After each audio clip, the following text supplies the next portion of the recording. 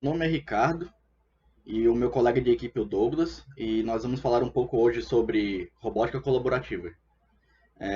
Um breve roteiro então do que será abordado aqui na apresentação. Vai ter uma contextualização do que é a robótica colaborativa, falar sobre os conceitos básicos, as aplicações com foco principalmente na indústria, critérios de escolha, casos de análise e sucesso, e por fim os benefícios da robótica colaborativa. Então, na contextualização, o que é robótica colaborativa? É uma tecnologia recente que permite que robôs possam trabalhar lado a lado a operadores, de forma colaborativa. Isso é possível porque esses robôs possuem sensores que permitem detectar colisões com qualquer obstáculo, privilegiando principalmente a segurança. O impacto disso, né, nas indústrias é gigantesco, uma vez que esses robôs conseguem realizar a mesma tarefa que pessoas, sem a necessidade de alterar demais o ambiente fabril para acomodá-los. Isso implica principalmente em redução de custos para a empresa, né? Então, com isso, as fábricas podem aumentar a sua produtividade com a mesma quantidade de funcionários, por exemplo.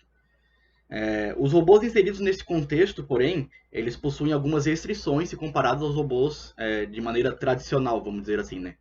Entre elas estão, por exemplo, eles carregam menos pesos menores, no caso, do que os robôs convencionais. Eles trabalham com menores velocidades, têm alcances mais limitados.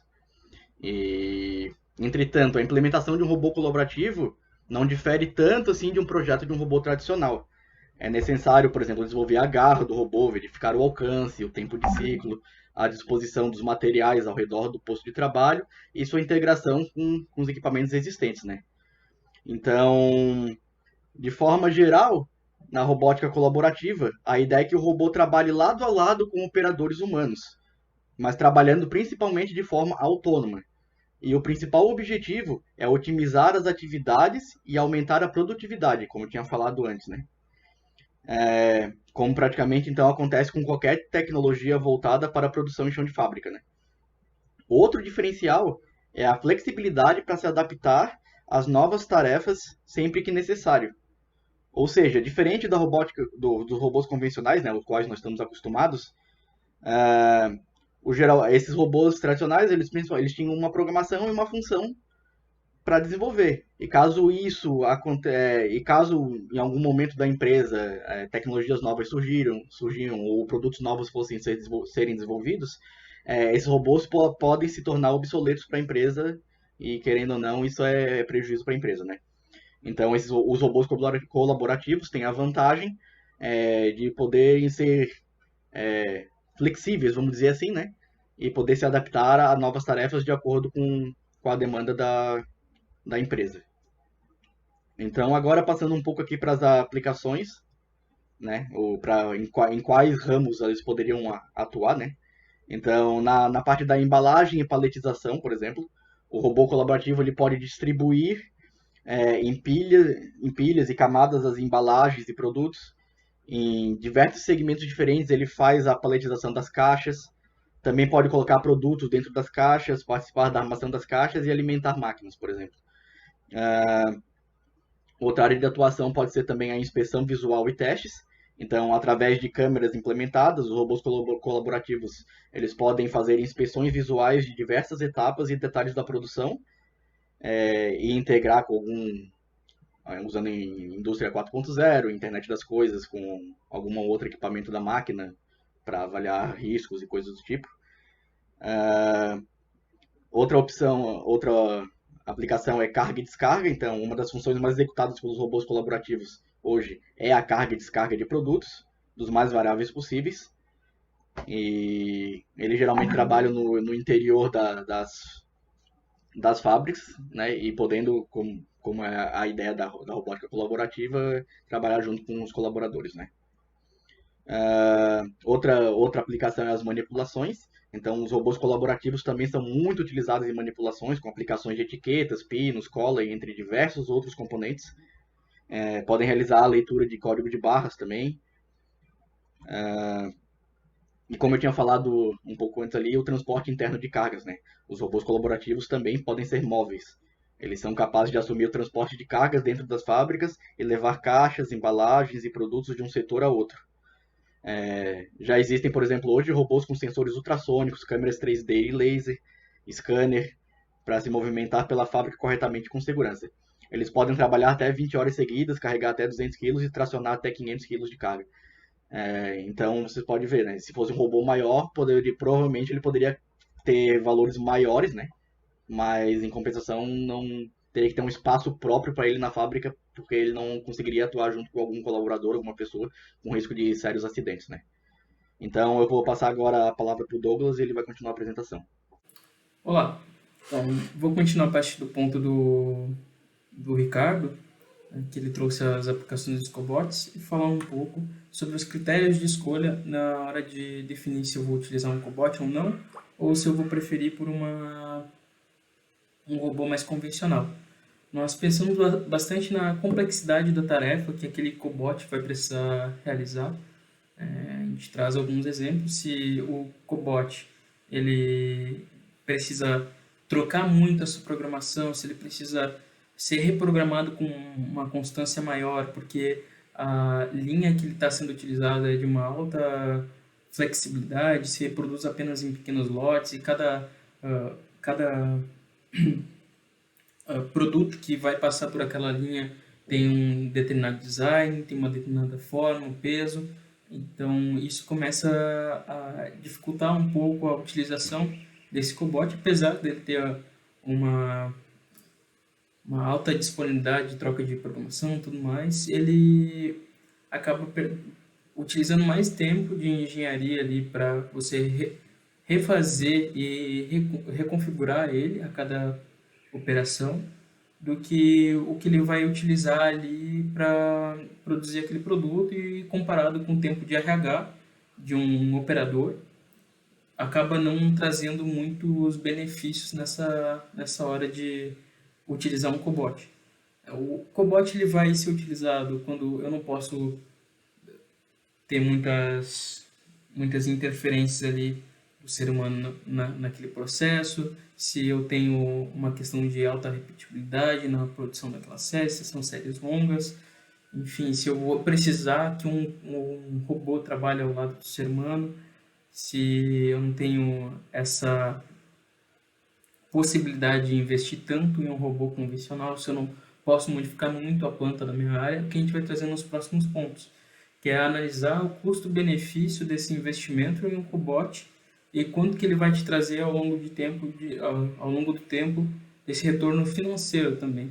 E além do financeiro, a parte de segurança que tu vai estar oferecendo aos teus colaboradores ao longo do tempo, porque a utilização desse robô em comparação aos robôs convencionais é que ele vai estar compartilhando o espaço com o ser humano de uma forma segura. Ele tem entradas de segurança que são garantidas, que elas vão estar com redundância. Então, a chance de uma entrada de segurança daquelas ali falhar na hora de acionar uma emergência ou acionar, digamos, um sensor, um scanner de visão ali que vai estar observando a área que esse cobot vai estar inserido, e quando um ser humano entrar ali, ele vai acionar essa entrada de segurança, é muito mais difícil você ter uma falha nisso. Então, a segurança disponível para ele é muito grande. A gente pensa também na repetibilidade, quantas vezes um ser humano vai ficar fazendo aquela determinada tarefa ali, quanto que isso pode ser automatizado e quanto que isso pode ser automatizado com a utilização de um robô colaborativo. Porque nós pensamos nessa questão de lesão por esforço repetitivo, quando um ser humano fica muitas horas fazendo um determinado movimento, né, como o aperto de parafusos em uma placa ou em algum case de um produto assim integrado, como que aquilo ali ao longo do tempo vai influenciar na saúde, na ergonomia daquele colaborador. Também a gente pensa na disponibilidade da área. Muitas empresas não têm área possível ou área disponível para reconfigurar a sua linha de produção né? O que é necessário muitas vezes na utilização de robôs convencionais, porque eu preciso ter toda uma adaptação da minha linha ali, um espaço que eu possa enclausurar, um espaço que eu possa utilizar para fazer alimentação, enfim. O Cobot ele traz essa flexibilidade, principalmente na disponibilidade de área, por ele não necessariamente precisar de um enclausuramento, né, por todas as questões de segurança que a gente já comentou, e também ele ser mais compacto, ele ser mais colaborativo, porque tem as faces mais arredondadas, ele tem essas limitações de velocidade, enfim, todas essas questões são trazidas na hora de escolher um cobot ou não. Quando a gente pensa em um caso de análise, a gente pode observar por esse vídeo que está sendo apresentado agora, que os operadores vão fazendo as suas tarefas manuais, como a gente estava falando, que são mais complexas para um robô, vão precisar de mais horas de engenharia para a utilização desse cobot. E também é observado que onde há mais operações envolvendo calor ou possibilidade de esmagamento de mãos e membros, o cobot é inserido, retirando o colaborador daquela situação de risco e oferecendo assim uma maior segurança. Então, o colaborador que antes ele precisava pegar a peça de dentro de um forno, de uma determinada prensa ou de uma determinada fresa, que poderia ocorrer uma...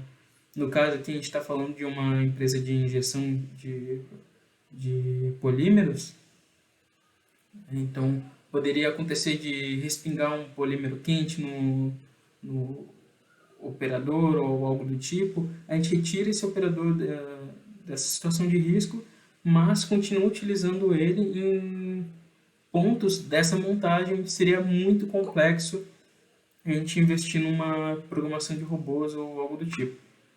Nós também pensamos que os cobots, aqui utilizados da UR, eles podem trabalhar em conjunto, paralelamente com outros cobots e realizando mais de uma tarefa ao mesmo tempo.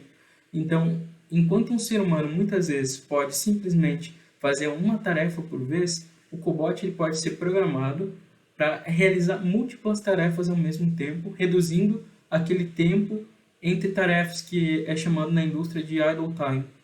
Então você reduz o tempo ocioso da máquina e aumenta assim a sua produtividade, ainda podendo trabalhar com 2 ou mais robôs. A gente pensa também na utilização de cobots em situações bem específicas, configurando ele da forma que a gente for precisar mesmo, né? Aqui a gente está utilizando ele para simplesmente fazer pick and place, onde de uma forma automatizada aqui nós temos peças sendo inseridas dentro de outras peças pré-moldadas ali, e o cobot simplesmente pegando ela dentro desses moldes e colocando numa esteira.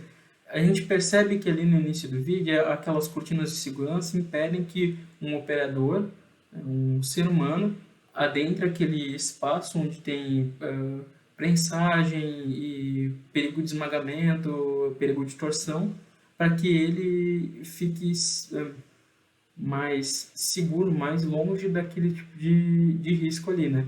E se caso o operador adentrasse aquela área, o cobot ele poderia ser acionado para parar a sua operação por aquelas entradas de segurança que a gente comentou. A gente traz aqui também um caso de sucesso, onde nós temos o conhecimento aqui no laboratório Fábrica da Fundação CERT, no Instituto da Indústria em Canasvieiras, onde esses robôs colaborativos foram inseridos em uma linha de integração, onde a gente consegue observar aqui 3 robôs que operam juntamente com seres humanos.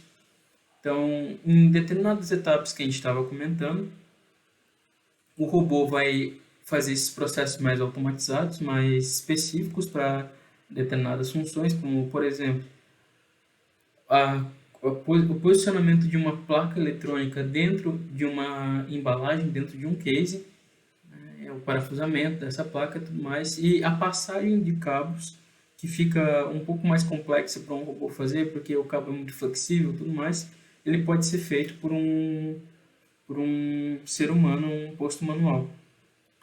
A gente observa também aqui a utilização desse cobot junto com um operador, né, com que a gente vai estar utilizando ele ali no dia a dia. Ele tem essa função de, ao locomover, se ele encontra uma força de resistência de determinado valor, determinada grandeza, isso é normatizado, né, dependendo da parte do corpo que esse cobot pode atingir.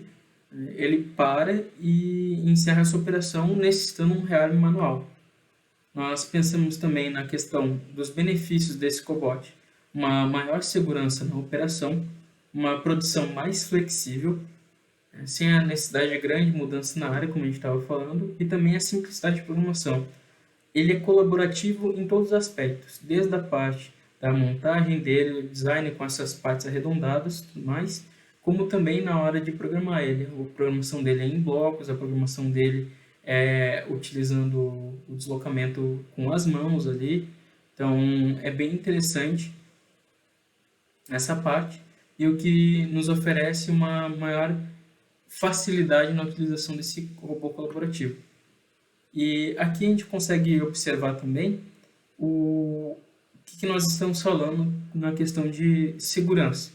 Então, é observado que o robô está fazendo suas operações ali, está simulando o posicionamento de uma placa, vai retornar depois à posição original e a gente pode pensar que um colaborador está trabalhando ao lado dele ali, olha para o lado, é desavisado, ele simplesmente encosta no robô e isso faz com que ele entre em modo de segurança, impedindo que haja um acidente ou algo do tipo.